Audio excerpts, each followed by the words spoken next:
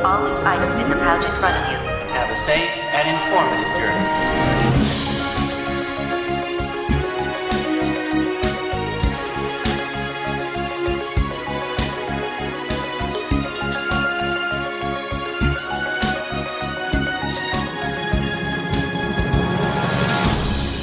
Hello, I'm Nathan Hartman, and this is Dreamfinders, a podcast about the creative culture of Disney theme parks. There are Disney theme park mega fans, and then there are those that transcend the title to become pillars for what the entire fan culture sits upon. Today's guest is one of those pillars. Martin Smith is known worldwide as the Ken Burns of Disney parks history, as his martinsvids documentaries on attractions, pavilions, and other park elements are a staple for Disney fans and have been a way into the culture for many. Martin was kind enough to chat with me about getting into Disney culture, his filmmaking process for archiving Disney's theme park past, and the support he's found in his work from others in the Disney fan community. All that and more is coming right up on Dreamfinders. Martin Smith, thanks so much for coming on Dreamfinders. Thank you for the invite. Nice to be here. So I wanted to start by giving the audience a bit of an idea, if they've not seen your videos, about the passion you have for creating these ride documentaries, these show documentaries. Recently, you released one on the France Pavilion at Epcot, and as a part of that, you documented Impressions de France. Tell us about what process you went through to do that show. That was a really fun little project. Obviously, you can't fit 5 theatre screens into one camera shot at once and see everything. So I'm lucky to have some friends who help me. I'm also lucky to know quite a lot of cast members who won't break the rules, of course, but they will help. So for Impressions de France, we're in a position where we could shoot in a practically empty theatre. And we could plan beforehand where we thought we could place a camera to capture each screen individually, which we managed to do. So shot the show 5 times with the camera placed in the optimum position for each individual screen. And then afterwards in post-production, I placed each screen side by side as they'd appear as if you're in the theatre. And because it was in post, I was able to concentrate. I could pan across the screens, zoom into a particular screen at any particular moment that I felt would be great for the edit, as opposed to having to think as I was shooting in the theatre, I need to look at that screen now, I need to look at the screen on the left in 2 seconds. So I had the flexibility to look where I wanted, when I wanted, but without losing quality. How long did that whole process take? You said you recorded it 5 times. Was that a whole day's work just in production?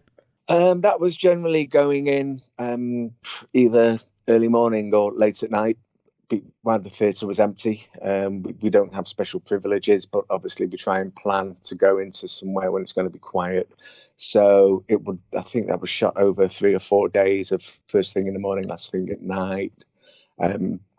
To get the shots right, and when we were happy with the shots, the editing of the show itself, it depends when I have time to edit, because obviously I've also got a real world full-time job that takes up time during the day, but I'd edit in the evenings at weekends.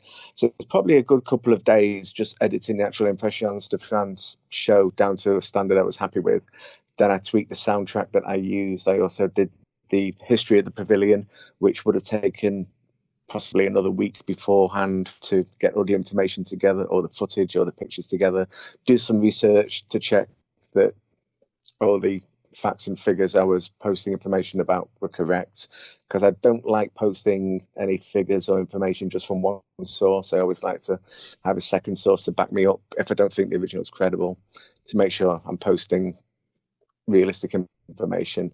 Although some of the places I do get my information from, there's no arguing that they are correct. I don't just get things off the internet. I have other sources. Anything I'm not sure about, I will double check. And to the best of my knowledge, what I put, like size of theatre or capacity or size of a building, to the best of my knowledge, it's correct. So I have to do some research beforehand. When it comes to the edit, maybe a week of having things as I like it, when I can do it here and there. Like I said, maybe one evening and then a Saturday, then a Sunday, and a few more evenings. So the whole edit probably takes 2 to 3 weeks to be finished. So this, for me, is why your videos stick out. Generally, you'll find a 15, 20-minute video. Maybe sometimes they explain it, sometimes it's just footage they have or whatever. But no one seems to go in as deep and as kind of detailed as you do. Is that level of detail something that comes naturally to you as a creative person, or is that something you grew into over the years? Possibly a bit of both. Since I was younger, probably I'd like to say around 1987, when I first got taken to Epcot Centre, I got an interest for how rides were designed, the architecture of the buildings, how ride systems worked. And I guess from there, I've developed into looking more deeply into how the rides are laid out, how they run, how the lights work, how the sound systems work, how the technical side of the attractions run, as well as the creative side. And putting that interest and also the interest I have in the creative sides of the attractions together, I guess that's where the two parts come from. So it's a personal interest for me. And much like my videos from the very, very start, I never set out to be somebody who became well known. I was editing videos I'd like to watch.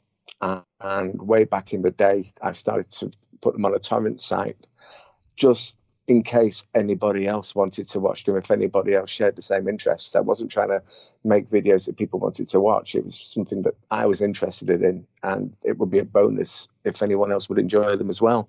And that's kind of how the edits have developed over the 15 years now that I've been doing them.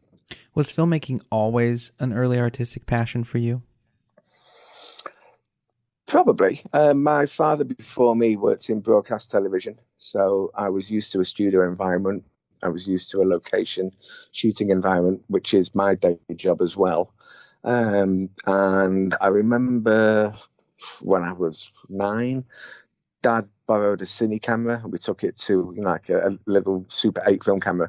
We took it to Florida with us, where my auntie lived at the time. He shot some home movies. We went back as a family in 1990, and a lot of the footage that I've used, especially for my Epcot Centre re-edits, I shot in 1990 with a full-sized on-the-shoulder camcorder, which my dad had bought for that trip. So I had a lot of opportunities there to play around with shooting stuff myself. And so probably from there onwards, yeah, I've always had a bit of a passion for, if one of a better word, filmmaking, even though I just concentrate on theme park videos.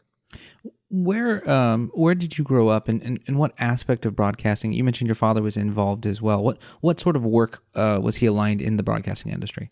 Yeah, he was a sound recordist back in the day when you recorded the sound separately on tape, and they shot the footage on film. And he, through the 70s, 80s and 90s, he worked on a lot of TV documentaries, TV dramas in the UK. And since the mid-90s, I've been doing the same as a sound engineer stroke boom operator.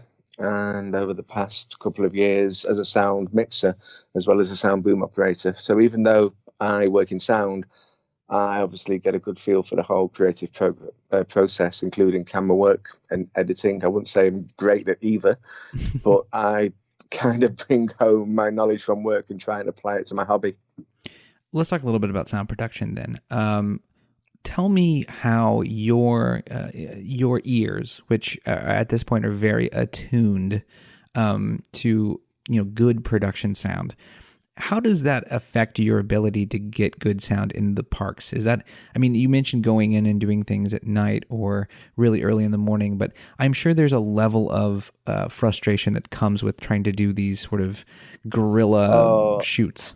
Absolutely. I purely shoot as a park guest. Like I said, I don't get any special perks. I don't go in at 3:00 in the morning. I go in as a regular guest, and I'm treated as a regular guest. And I could be going through an attraction and the guests behind me won't stop talking. There could be a screaming kid 2 cars along. And all the way through the attraction, I'm thinking, I can't use this sound. I can't use this sound. I can't use this sound. And because of that, I always try and... The basic premise of my videos was always I want to have the best quality sound, the best quality pictures possible, as if you're actually riding the attraction, but you could see and hear everything to the best quality possible. So because of that, I'll ride purely just to record audio. I may ride 3 or 4 times just to try and get a complete audio loop together. Instead of just having one section of a show scene, I may try and ride 3 or 4 times to get the complete section of the whole show that I can then edit together at home, so you can actually experience more than what you would hear on just a single ride through in the park. So you mentioned on your website that in '79 is when your family first went to Yeah. Disney. What was that your first trip to America at that point? You mentioned you had relatives already in Florida. Yeah, well, I was lucky at that stage. My aunt, who later lived in Florida, at that stage, she lived in Toronto. So we flew over to Canada, and while we were there, at the grand old age of 7, my dad decided to fly us down to Orlando for 5 days to go and look at this new place called Disney World that we'd heard about, which back then, looking back, it was a real big deal for, 3 Brits flying to Canada and then down to Orlando, because there was nothing like a package holiday back then. So at the age of 7, I got taken to Disney World for probably 3 days, 2 days, 3 days. I've just got very vague memories of If You Had Wings, the People Mover, and believe it or not, something that stuck in my head was the size and length of the construction wall for Big Thunder Mountain, which was being built back in '79. But I had no idea back then the impact that Orlando would have on me later in life. My aunt moved to Jacksonville in '81. So we visited in '81. She moved to West Palm Beach in '82. We visited in '82. And then I was lucky that my dad took us back a few more times as a family in the late '80s and early '90s, which is when I had the chance to video some things, and when my attraction to ride systems and how the rides actually work was highlighted. And that's when I took an interest in the rides themselves, how the parks were designed, park audio, park lighting, all the technical things that I guess shouldn't really worry about. I became really interested in, and I guess that shows hopefully in the videos that I make. Tell me a little bit about those early rides that really inspired you. Are there one or two that pop out as ones that really drew your attention, not only to the creativity of the ride itself, but the mechanics behind it? Possibly back in my first visit in '79, If You Had Wings sticks into my head, because I really felt like I was being transported to all these different places around the world. As a 7-year-old, it was like, wow, this is amazing. When I first visited Epcot in '87, the first attraction I rode was the Universe of Energy, the original version. And I actually remember being wowed, even though I'd read as much as I could about the park before we visited, way back before the internet days. I was wowed by the traveling theatre concept and the way that this theatre could turn into a moving ride and back into a theatre, and the floor rotated. These massive films came and went. You went through a dimensional space. And that really made me think these rides are really, really clever. I wonder how they work. And I guess it led from there. So Universe of Energy would have stuck in my head as possibly the fact that the ride technology is something that I'd like to find out more about. Sort of taken some old stuff you've done and kind of reworked to celebrate the 35th. What is it about Epcot that drew you to it when you first were there, and what draws you to it now?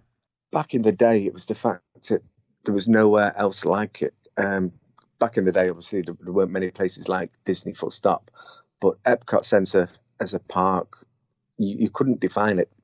They had amazing architecture, amazing technology.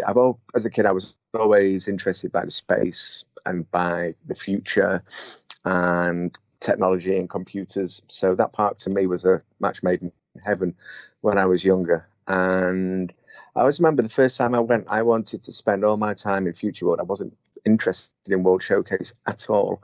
My parents decided, let's go and look in Mexico, since it was closest to Odyssey, where we'd had breakfast. So we went into Mexico, and I can remember thinking, I don't want to go in here. I don't want to go in here. Walked into the pavilion, and the interior nighttime effects just knocked me for six. And I thought, okay, maybe these countries are interesting after all. But again, it was because of the technology and the creativity that they used to make this interior space appear like it was outside. So after then, I was happy to go around World Showcase just as much as Future World. Is there a pavilion, whether it's still standing or not, that remains your favorite to this day?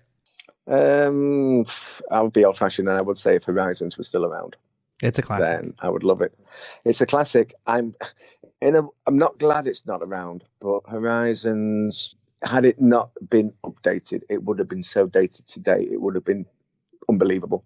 Had the original pavilion still been standing, I think they would have all, like Spaceship Earth has been, all the original pavilions would have needed a sympathetic update. So I'm not somebody who would say they should never have pulled down Horizons. I'm somebody who would say that Horizons needed updating and it never happened. For what's left today, I've still got favourites. I've enjoyed the Circle Vision movies, Reflections of China. I love the music. I love the Circle Vision effects. The American Adventure, of course, has hardly changed format-wise since 1982. Impressions de France hasn't changed, apart from the projection technology has gotten better. And I still enjoy going on living with the land, because to me that is still very Epcot Centre. So in 1990, you mentioned that you returned to the parks. You have an SVHS camera. You're starting to play around. Yeah. Explain to the children out there what an SVHS camera was like and in that sort of process. It was an absolute monster. The camera itself was about the size of a big cereal box, and it sat on your shoulder. You had to have two hands to hold it. It would take full-size SVHS tapes, which are about the size of a VHS, but the quality was better. The battery itself, each battery, we had 3 batteries, I think, for the camera, 2 spares. And each battery was certainly bigger than an iPhone and probably heavier than today's camcorders. So this thing was sat on your shoulder with a battery in that weighed an absolute ton. The camera weighed an absolute ton. It was unwieldy. It was heavy. It was bulky. It had a carry handle. You had to carry it like a briefcase when you weren't using it. It was that big.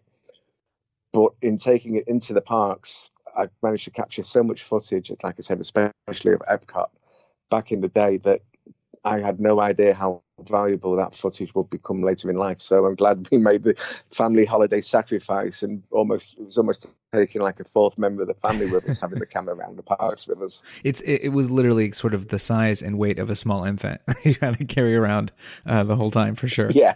Yes. So clearly there's videotaping material because you're on a family vacation, and then there's taking that material and saying, now wait a minute, can I do something with this? Can I create something that's educational? What was your first inkling that that's what you wanted to do, or that's what you were interested in doing? I can remember, again, back in the day, there used to be an old technique where you could plug 2 home VHS recorders together, and you could basically do a tape-to-tape. You could try and make a very basic edit by playing off one machine, recording on the other machine. You could pause the recording, swap tapes in the player, find the next clip you wanted to play, put it into the player, play it to the recorder, record the next bit, stop recording, and so on and so forth. And I think I managed to piece together maybe a 30-second edit using that technology until I thought this is going to take forever. So nothing else happened after that until I got my first Windows computer. And I found that Windows came with this free little program called Movie Maker. I thought, hang on, this may be useful. So I got my old tapes, plugged in the old camera into the computer, digitized some footage. I think the first mess around that I'd had was with Test Track from 2001, footage I shot in DV in 2001, just as an experiment to see if I could put home video footage into a computer and edit it. And lo and behold, Movie Player worked, so Movie Maker worked, and I came up with almost like a commercial for Test Track. And I used Windows Movie Maker from 2004 until 2009 for my edits, believe it or not. So that you mentioned that you did sort of a small commercial. That's certainly a long ways away from an hour and a half long documentary on a very, very specific ride. What makes you decide, like, I'm going to invest that much time into a specific area? It's pretty much just like, it's a hobby. It's an obsession. And possibly from my real world job in television, I want things to be right. I want the quality to be good. So it's not a whatever it takes kind of mentality, but it's knowing that I can't rush things, that it's going to take more than 5 minutes. If I know that I need to dedicate a day to doing something, then I'll dedicate a day to doing something. Kind of teaching myself or having some discipline that this is going to take a while. Let's sit down and do it properly.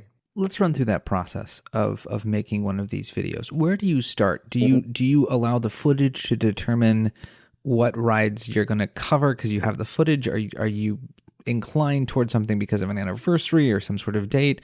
Or is it just, well, I know these are the days I can go to the parks this year, and so here's what I want to concentrate on? What's your process? It can be anything. The anniversaries I like covering because of what they are. Attraction-wise, I'm doing my best eventually to work my way around Walt Disney World, past and present, trying to cover each major attraction, ride, show, parade. So I've got to think, what can I easily get hold of footage-wise? Because, again, I do have friends who help me. I've got friends who can go into the park because living 4,000 miles away, I just can't pop in for the afternoon. So I do get help footage-wise. So we'll decide on a project, on a topic, right? So what history has this attraction got? How do I find out about the history of this attraction? I'll dive into my archives. I'll ask a few people for some help figuring out the attraction history, layout, capacity, maybe fun little facts about the attraction.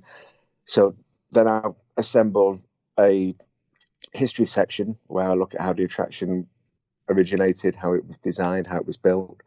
Looking at the attraction itself, is it possible to shoot it in one go? That's usually no. So how many times do we need to shoot it? What details do we need to capture? If it's a simple ride through, like say It's a Small World, you'd want to shoot left-hand side of the boat, right-hand side of the boat, in front of the boat, and then you need to pick up details above you, any details to the left and right-hand side. So that's, you're looking at maybe 4, 5, 6 rides. Audio, how easy is it to make the audio sound good? What do we have to think about audio-wise? After I've got all that together, I piece together a rough edit.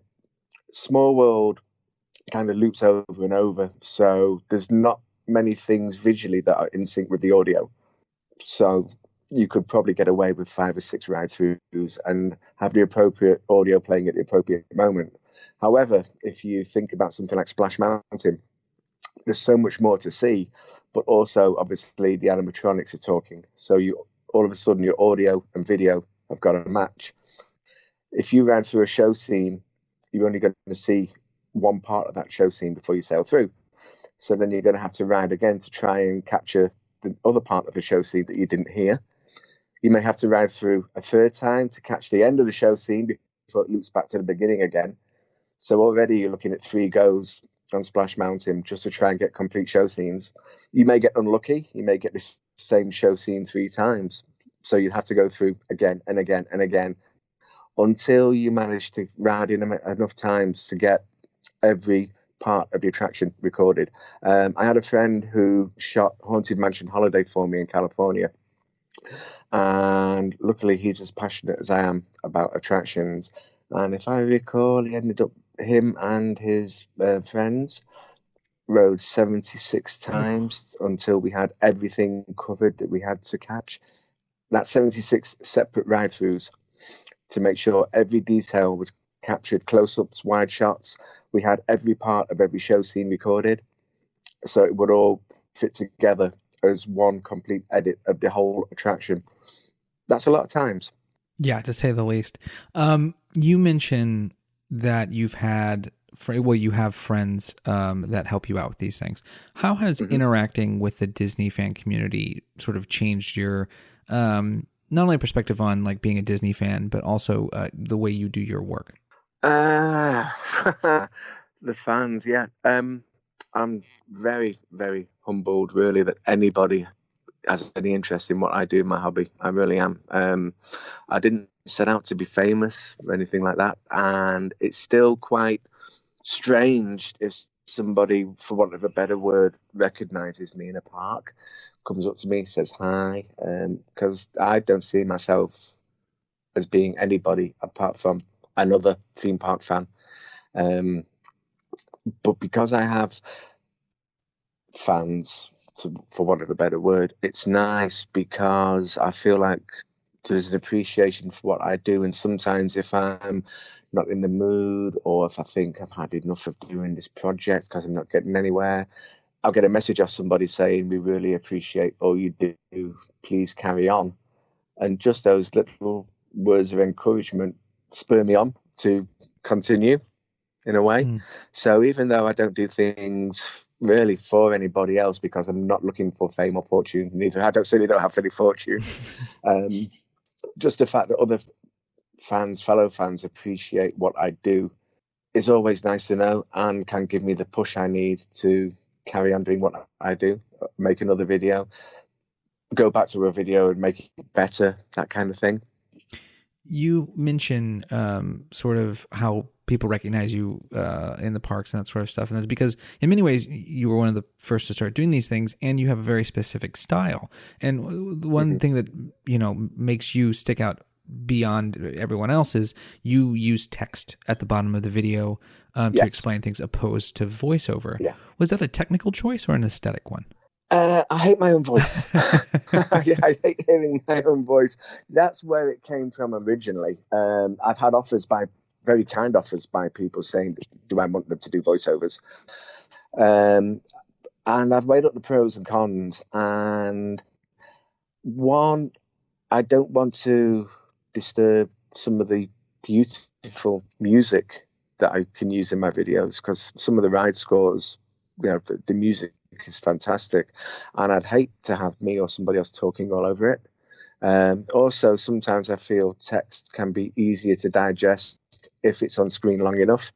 I have had criticism in the past that the text has disappeared far too fast.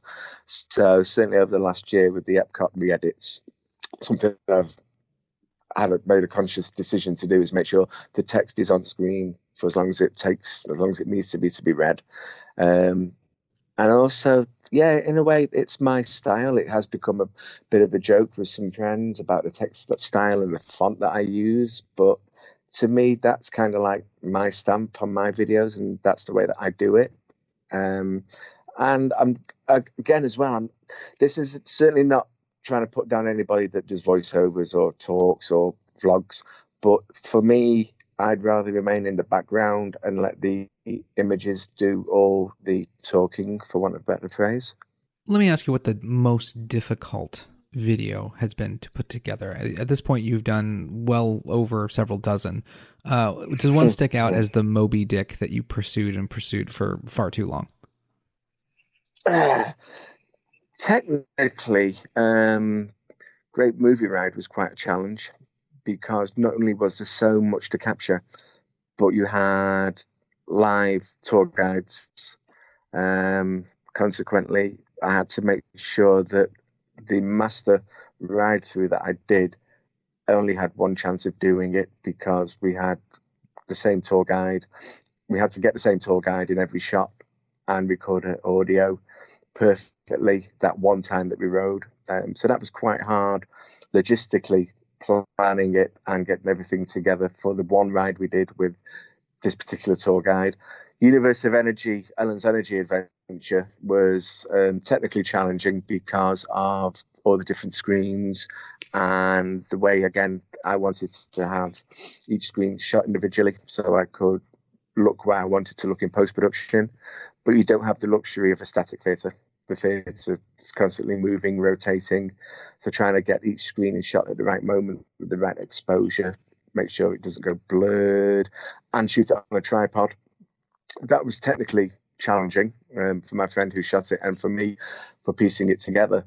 So I dare say that some of the more lavish attractions like Movie Ride, like Energy, are the ones that have been the hardest to edit. Tower of Terror, when I did that way back in 2009, that was a tough edit to do, simply because there were so many different shots I wanted to use, so many different audio segments I wanted to get at the right moment, as if you're riding the attraction. That taught me a lot about editing, doing Tower of Terror, because it was just such a difficult and long-winded process that I almost gave up on once or twice, but I'm glad I didn't. You mention how, and you've mentioned several times, how there are videos that you go back to and you readjust, and you make newer versions. What Yeah. prompts those choices for you? Is it just that you consider that your work is ever evolving, or because you want technical things to be fixed, or what makes you make these choices? Probably a mixture of both. The Epcot Centre re-edits, I decided that I had access from when I did the original edits back in the mid 2000s, 11, 12, 13 years on. I had access to more footage, better quality footage. I could edit in a higher quality format than I used to do. I understood more about editing. I had more material to use, and I thought then it would be a good time to go back and maybe, at first I was only going to re-edit Horizons, maybe Journey into Imagination, but then the process started and I thought, well, I could do Energy better, I could do Spaceship Earth better, I've got more information about World of Motion, and before I knew it, I made a conscious decision.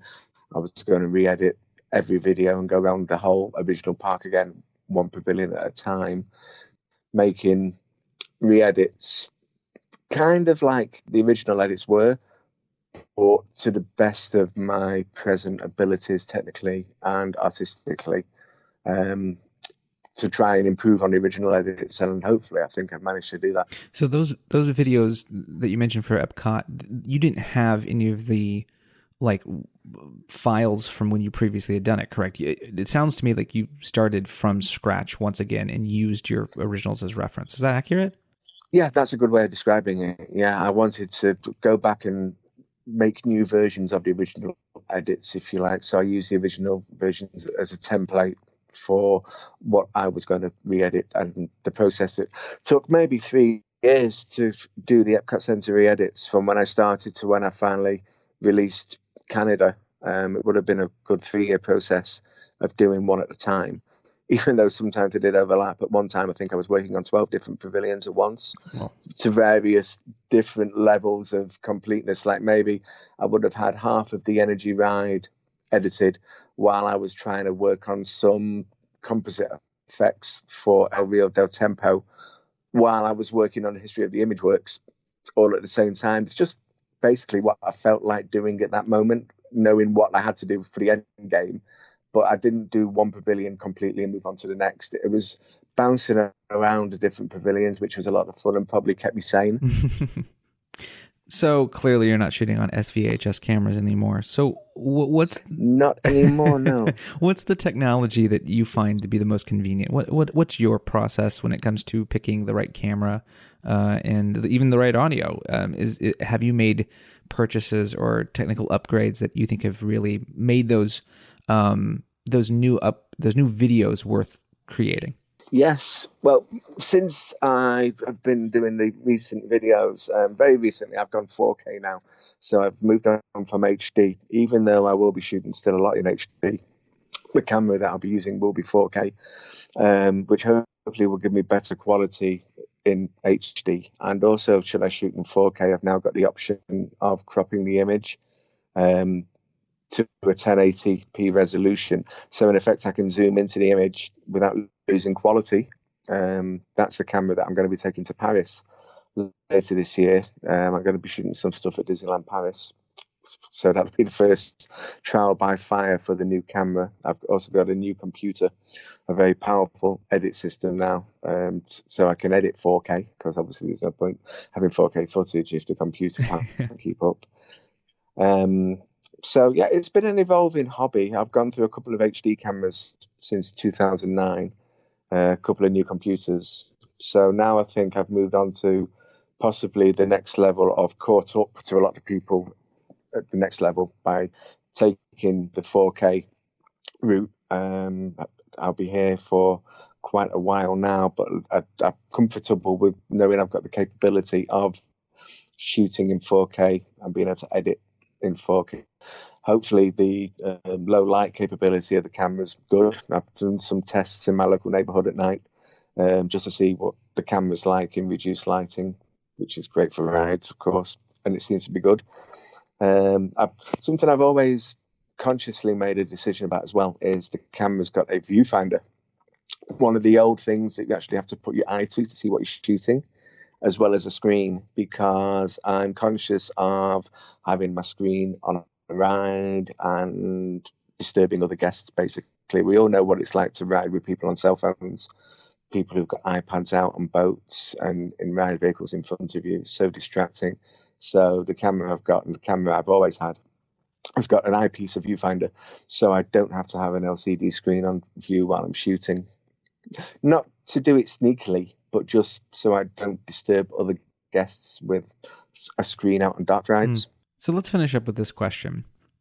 Clearly, Disney has got a streaming service coming out, and they're already planning on doing documentaries on things like Imagineers. If they wanted to make documentaries of their rides similar to what you do, would you keep making your own? Possibly, unless I was asked not to. Because at the end of the day, I do it as a hobby. I do it for my enjoyment. Obviously, I'd hope Disney could do it better than me, that they'd have access to more material. So that's an interesting question. I guess I could say as long as I felt like people wanted to see what I did, then yeah, I'd carry on doing it. I don't see why not. Unless they got bored or I got bored of doing it, I'm happy to carry on for the foreseeable future. Martin Smith, thank you so much for coming on Dreamfinders. I really appreciate it. Thank you very much. Thank you. Goodbye now. And that's it for this episode of Dreamfinders. Thanks so much to Martin for speaking with me, and you can check out all his videos on YouTube and Vimeo by searching Martin's Vids or going to his website, martinsvids.net. Dreamfinders is edited by Shannon Mickelson. It's hosted and produced by yours truly, Nathan Hartman, who you can follow on Twitter at Some Stuff I Said. Our podcast artwork is provided by J.P. Tanner. Find his other work at tanwoodcreative.com. This podcast is distributed by WDW News Today, the worldwide leader in Disney Parks news. Read all they have to offer at WDWNT.com. Tell your friends about the show, and please give us a rating review on Apple Podcasts. Also, if you or someone else you know would make a great guest on this program, feel free to email us at dreamfinders@WDWNT.com. I'm Nathan Hartman, and remember, if we can dream it, then we can do it.